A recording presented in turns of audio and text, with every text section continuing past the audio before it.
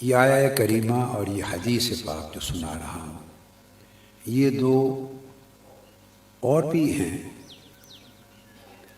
مگر یہ ایک ایسی آیت ہے جس سے میں سما کی اصل کو اخذ کرتا ہوں۔ ایک چیز ہوتی ہے ہیئت، کسی چیز کی حالت، اس کی ہیئت اور حالت میں کئی چیزیں شامل ہوتی ہیں،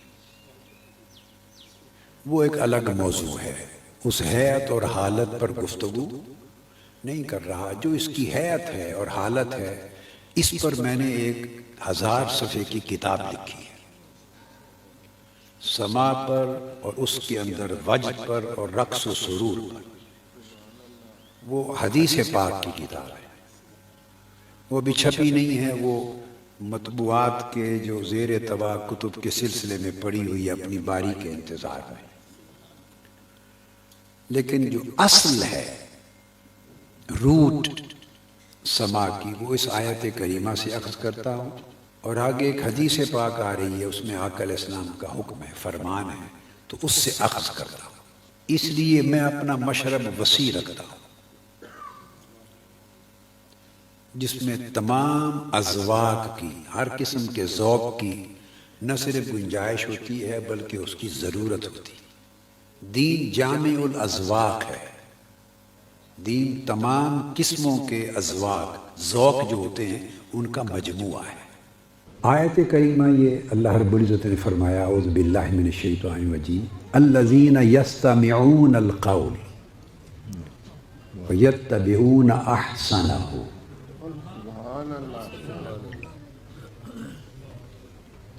وہ لوگ جو قول کو سنتے ہیں،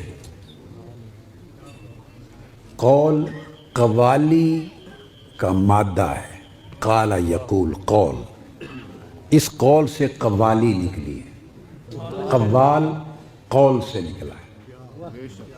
اور یہ قوال کا لفظ اور یہ پاکستان اور ہندوستان کا پیدا کردہ نہیں ہے، یہ تابعین، اتباع التابعین کے زمانے میں آقا علیہ السلام کے 100 سال کے بعد کے عرصے میں وہ جو ائمہ سلف صالحین تھے، ان کی بہت دقیق کتب اور ذخائر مطالعہ کرنے سے ان کے ہاں بھی قوال کا لفظ ملتا ہے۔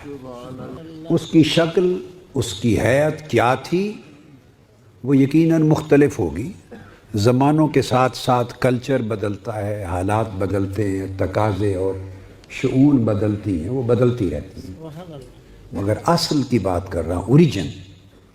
تو قرآن مجید میں فرمایا گیا، وہ لوگ یستمعون القول، جو قول کو سنتے ہیں، قول کو سنتے ہیں۔ عام مفسرین نے جو ائمہ تفسیر ہیں، انہوں نے یہاں القول سے مراد قرآن مجید لیا۔ میں اپنے آپ کو چونکہ مفسرین ہوں، محدثین ہوں، فقہاء ہوں، مجتہدین ہوں، ائمہ ہوں، اسلاف اور اکابر ہوں، ان کا ایک ادنا سا شاگرد، اکتساب فیض کرنے والا اور ان کے علم کی دھول سے برکت لینے والا، یہی کچھ سمجھتا ہوں۔ ہمارا نہ یہ دعویٰ ہے نہ یہ حقیقت ہے کہ ہم ان کے مرتبے کے لوگ نہیں ہیں، ہم اکتساب فیض کرنے والے ہیں، انہوں نے علم کی جو دھول دی اس میں سے لیتے ہیں، یہ بات اپنی جگہ ہے۔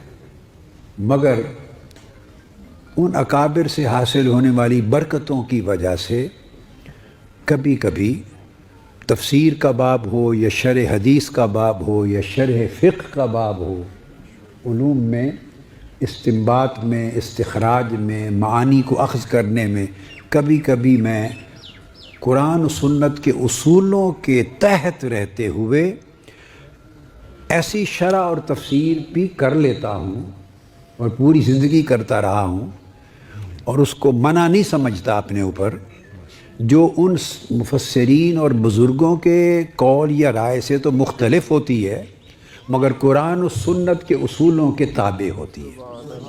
تو یعنی میں ذرا مختلف بات بھی کر لیتا ہوں جو پہلے کتابوں میں نہیں آئی، کتابوں میں نہیں آئی، اور یہ طریقہ ان بزرگوں کا بھی تھا۔ وہ اپنے سے پہلے دوروں کے بزرگوں سے بھی مختلف نئی بات کرتے تھے. اگر نئی بات کرنا روک دیا گیا ہوتا تو علم کبھی آگے ہی نہ بڑھتا. اب جب شیخ اکبر کو پڑھیں تو ایسی ہزاروں لاکھوں باتیں وہ کہتے ہیں جو ان سے پہلوں نے نہیں کہی تھی. اسی طرح عدد پہ گننے لگیں تو سینکڑوں اکابر ہستیاں ایسی ہیں جنہوں نے ایسی باتیں کہیں جو ان سے پہلے بزرگوں نے نہیں کی تھی. تو ایک نئی بات کہی تو نئی بات کہنا گستاخی نہیں ہوتی اور بزرگوں کے معمول کے بھی خلاف نہیں ہوتا، چونکہ ان کا اپنا عمل بھی ایسے رہا. اور یہ آقا علیہ السلام کا معجزہ ہے. یہ آقا علیہ السلام کا معجزہ کہ حضور کے دین میں سے ہر دور کے مطابق نئی سے نئے موتی اور جوہر اور ہیرے نکلتے رہیں گے اور نکلتے رہیں گے، بڑھتے رہیں گے. یہی آقا علیہ السلام کے عطا کردہ علم کا دوام ہے. یہ معجزہ ہے آقا علیہ السلام. تو میں نے اس لیے یہ بات کہہ دی کہ جو میں آگے کہنے لگا ہوں اس سے کسی کو صاحب علم کو یہ مسئلہ پیش نہ ہو جائے کہ یہ تو کسی نے یہ لکھا ہی نہیں ہے تو یہ کیا بات میں نے نکال دی. اس لیے میں نے کہا کہ مفسرین نے عام طور پر الذین یستمعون القول سے مراد قرآن مجید لیا ہے. تو وہ تفسیر حق ہے، وہ تفسیر اس کو ہم پہلے نمبر کے پہلے درجے کی تفسیر کا رتبہ دیں گے. وہ پہلے درجے کی ہے. تو ہر کوئی بھئی پہلے درجے میں تو نہیں نا پاس ہوتا. کوئی سیکنڈ ڈویژن میں بھی ہوتا ہے، کوئی تھرڈ ڈویژن میں بھی ہوتا ہے. پاس تو اس کے بعد بھی ہوتے رہتے ہیں نا. تو یہ تفسیر فرسٹ گریڈ کی ہو گئی تو اس کے بعد بی گریڈ کی بھی تو گنجائش پاس ہونے والوں میں ہی ہے نا، اور سی گریڈ کی بھی گنجائش پاس ہونے والوں میں بھی ہے. جی تو اب جو میں تفسیر میں کر رہا ہوں اس کو گریڈ بی میں رکھ لیں گے. جو ائمہ تفسیر نے کی بڑوں نے وہ گریڈ اے میں ہے. تو گریڈ بی بھی سٹل بندے کو پاس کرتا ہے. تو اب الذین یستمعون القول، اب میں وجہ بھی سمجھاتا ہوں کہ کیوں میں نے اس کو سما کی اصل بنایا. کیونکہ آگے کلمہ آیا ہے وہ لوگ جو قول کو سنتے ہیں فَيَتَّبِعُونَ أَحْسَنَهُ. احسنہ مضاف مضاف الیہ ہے کہ اس میں سے جو بہتر ہے اس کی پیروی کرتے ہیں. سبحان اللہ. بزرگوں کا ادب قائم وہ تو ان کی تفسیر درجہ اول میں ہو گئی، ہم تو نیچے درجے کی کر رہے ہیں تفسیر. میرا مبدا جو ہے دلیل میرے ہاں وہ یہ ہے کہ آگے جو فرمایا کہ قول کو سنتے ہیں، سماع کرتے ہیں قول کا، اور اس میں سے جو اس کا اچھا ہے اس کی اتباع کرتے ہیں. اگر میں اس سے مراد صرف قرآن لوں تو قرآن میں تو سارا ہی اچھا ہے. یہ کہ اس میں سے جو اچھا ہے وہ بات سمجھ میں نہیں آتی. قرآن تو الحمد سے والناس تک سارا اچھا ہے. احسنہ اس میں اضافت ہے، مضاف مضاف الیہ ہے کہ اس کا جو اچھا حصہ ہے اس میں سے جو اچھا ہے اس کی پیروی کرتے ہیں. تو اس کا پتہ یہ چلا کہ قول سے مراد قرآن تو ہے ہی، مگر اس قول میں علاوہ از قرآن وہ کچھ بھی شامل ہے جس کا سماع ہوتا ہے اور سارا اچھا نہیں ہوتا. سارا اچھا، کیونکہ آسانہ اس میں سے جو اچھا ہے اس کی پیروی کرتے ہیں. تو آپ سوچیں گے تو جو اچھا نہیں وہ کیا ہوا؟ ہاں وہ سن لیں. لفظ ہے یتبعون، پیروی کرتے یعنی عمل کرتے ہیں. عمل اس میں سے اس چیز پر کیا جاتا ہے جو عمل کے قابل ہو. تو جو عمل کے قابل ہوتی ہے وہ اعضاء کے عمل میں حرکت میں آ جاتی ہے. تو کچھ عمل کے لیے جو ہوتا ہے اس پہ عمل کر لیتے ہیں، کچھ ذہن میں رکھنے کے قابل ہوتا ہے اس کو وہاں رکھ لیتے ہیں، کچھ دل کو ذوق دینے کے قابل ہوتا ہے وہ دل کو ذوق اور کیف دے دیتے ہیں، کچھ جھومنے اور سرور لینے کے قابل ہوتا ہے اس سے کیف و سرور لے لیتے ہیں. جو حصہ عمل کے قابل ہوتا ہے اس کی عملاً پیروی کرتے ہیں.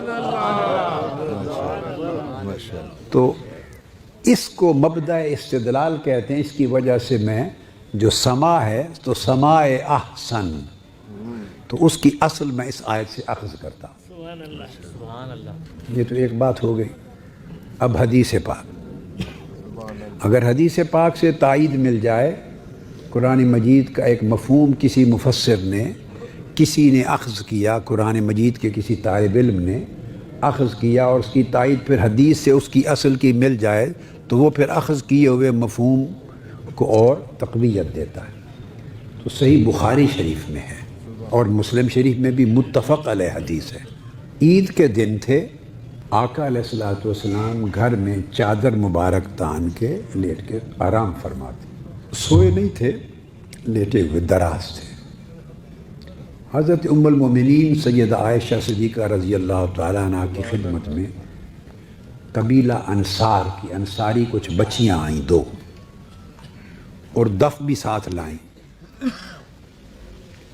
تو وہ انصار کے تاریخی نغمے، انصار کی تاریخ کے بعاث کے، ان کی جنگیں ہوتی تھیں تو جمع مردی شجاعت کے نغمے اور ان کے ایک ثقافتی کلام تھے، وہ پڑھ رہی تھی، ان کو گا رہی تھی اور دف بجا رہی تھی، اور حضرت عائشہ صدیقہ رضی اللہ تعالیٰ عنہ سن رہی تھی، اور آقا علیہ الصلوۃ والسلام چارپائی پہ چادر اوڑھ کے آرام فرماتے۔ اتنے میں سیدنا صدیق اکبر رضی اللہ تعالیٰ عنہ آ گئے۔ آپ نے جب دیکھا ان کو گاتے اور دف بجاتے تو آپ ناراض ہوئے، اور ناراض ہو کے فرمایا کہ حضور علیہ السلام کا گھر اور یہ شیطانی مزامیر، یہ گانا بجانا آقا علیہ السلام کے گھر میں، شیطانی گانا، یہ لفظ بولے۔ وہ ڈر گئیں، انہوں نے دف بند کر دی اور چپ کر کے سہم کے بیٹھ گئیں۔ جب اتنی بات ہوئی تو آقا علیہ الصلوۃ والسلام نے کپڑا چادر مبارک چہرہ اقدس سے ہٹا لی اور مڑ کے دیکھا اور کہا ابو بکر، یہ ہمارے عید کے دن ہیں اور عید کے دن خوشی کے ہوتے ہیں، انہیں چھوڑ دو، مت روکو، پڑھنے دو۔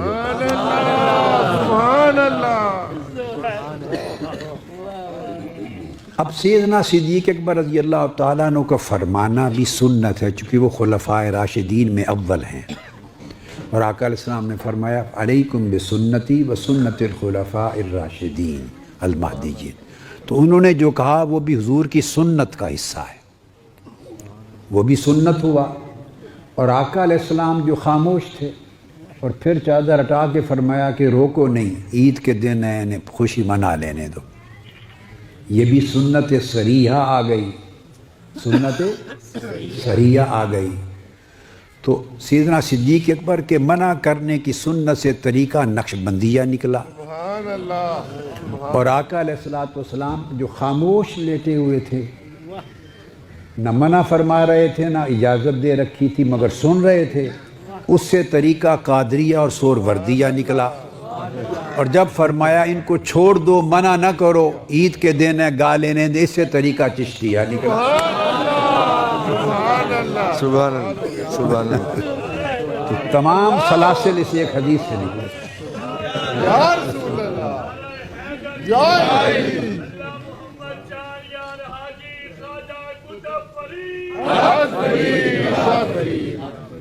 تمام سلاسل اسی حدیث پاک سے نکلے۔ وما علینا الا البلاغ۔ سبحان اللہ، ماشاءاللہ۔ اور ہم یہ کہتے ہیں کہ یہ ہمارے عید کے دن ہیں، حضور کے میلاد ہے، عید کے دن ہیں، اور جب محبوب کا ذکر ہوتا ہے وہ لمحہ ہمارا لمحہ عید ہوتا ہے۔